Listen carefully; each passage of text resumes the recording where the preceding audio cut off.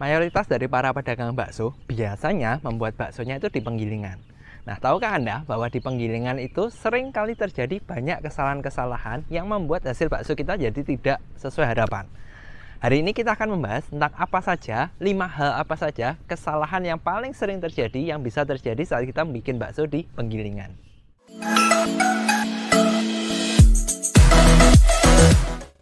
Dari 5 kesalahan yang sering terjadi ketika kita bikin bakso di penggilingan, ada yang dari faktor tukang gilingnya, ada juga yang dari faktor kitanya, si pedagangnya. Nah, apa saja itu? Yang pertama, faktor dari kitanya, si pedagangnya yang paling sering terjadi adalah tidak mempunyai resep.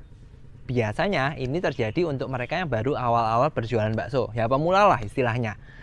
Harapannya bawa daging, pergi ke penggilingan, diserahkan ke tukang gilingnya, nanti pulang-pulang bisa bawa hasil adonan bakso yang bagus.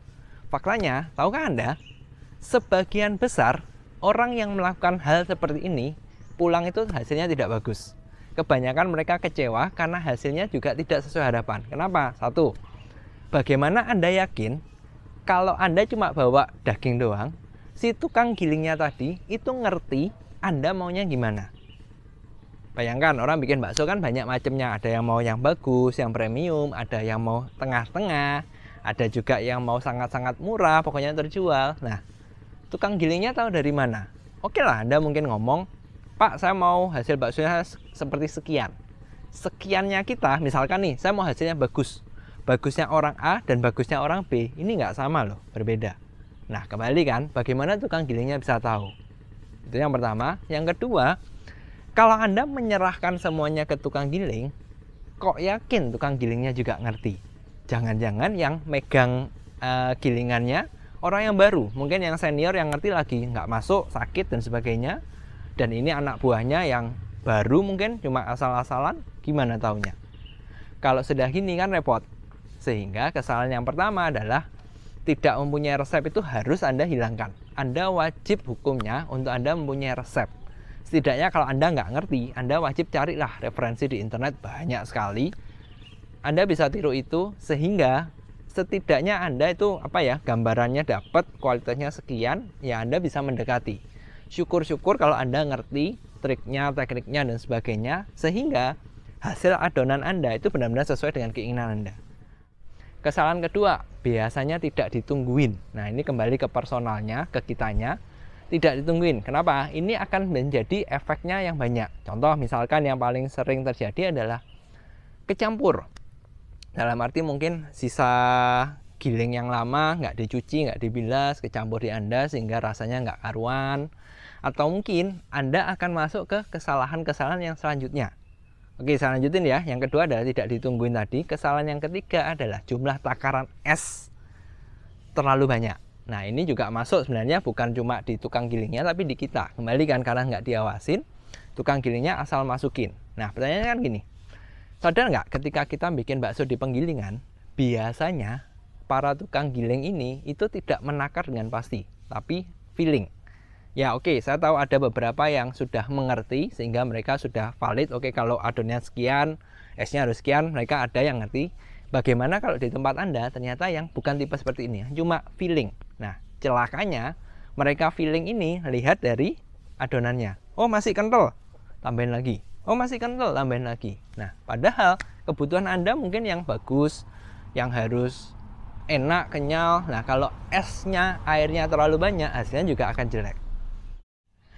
Kalau ternyata berlebihan gimana? Kalau misalkan, wah, tukang gilingnya susah diatur, di kota saya cuma satu-satunya itu. Nah, Anda wajib untuk mempunyai bahan tambahan yang mengikat air. Apa? Contohnya bisa karagenan, bisa M100FT, macam-macam kan? Anda bisa mengatasi hal seperti ini.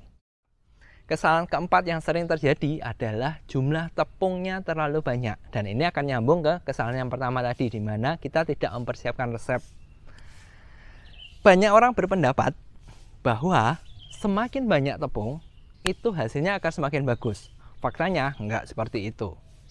Tepung membantu untuk hasil adonan itu kelihatannya lebih kenyal, tapi ketika dicetak, direbus, hasilnya itu bisa 1 empuk, 2 lengket, ketiga tidak kering. Nah, kalau sudah seperti ini dan Anda tipe orang yang cuma datang bawa daging doang, tepungnya diserahkan, hati-hati. Jangan-jangan tepungnya terlalu banyak, hasil bakso Anda jadi jelek. Nah, kalau sudah seperti ini, solusinya gimana? Setidaknya Anda menyiapkanlah dagingnya sekian, tepungnya harus sekian. Itu yang minimal setidaknya. Kalau mau yang lebih bagus, Anda harus menghitung. Oke, tepungku sekian, karena hasil yang kuinginkan seperti ini, berarti jenis tepung yang harus saya bawa apa? Nah, setidaknya Anda seperti itu. Karena kalau kembali Anda serahkan ke tukang giling kan, belum tentu mereka ngerti. Yang kedua juga belum tentu mereka tahu apa yang Anda mau. Terakhir, nomor 5 yang paling sering terjadi adalah bahannya itu-itu saja. Nah, kembali kan, kalau Anda nonton channel HM Prasaja, Anda mungkin sudah punya pengetahuan. Oke, bikin bakso bahannya macam-macam, saya bisa pakai ini itu. Pertanyaannya, tukang giling Anda ngerti nggak? Sepengamatan saya, setahu saya, biasanya bahan yang ada di penggilingan itu jenisnya cuma fosfat.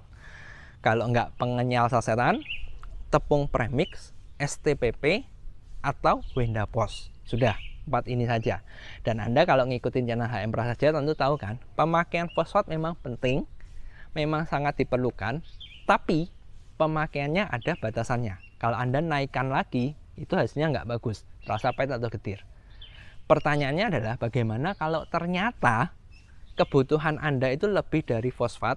Misalkan nih, jumlah esnya Anda banyak, nggak bisa kan cuma fosfat, Anda perlu nambahin karagenan dan M100FT. Tapi bahan-bahan ini tukang giling biasanya belum tahu. Sehingga hal yang harus Anda lakukan adalah Anda mempersiapkan sendiri. Jadi sebisa mungkin bahan yang tambahannya itu juga Anda persiapkan. Kembali, kalau yang paling bagus ya Anda tahu resep, Anda ngerti teori, Anda bisa mempersiapkan bahan-bahannya. Jadi datang tinggal giling saja. Kalaupun yang enggak, ya setidaknya Anda bawa daging, Anda tahu takaran tepungnya, dan Anda bawa bahan tambahannya. Karena ingat, bahan tambahannya itu yang biasanya ada, yang cuma berjenis fosfat. Padahal kan macamnya banyak sekali. Contoh lagi, misalkan Anda mix dengan ayam. Ayamnya kebetulan pakai kulitnya juga. Gimana? Kalau Anda nggak ngasih bahan tambahan lagi, Anda cuma pakai, ya misalkan tepung premix, rawan pecah, rawan empuk karena ada lemaknya cukup tinggi. Nah, solusinya apa? Anda misalkan butuh ISP, Anda butuh M100FT. Nah, bahan-bahan seperti ini kan masih asing, masih jarang orang tahu, sehingga ya sebaiknya Anda yang mempersiapkannya.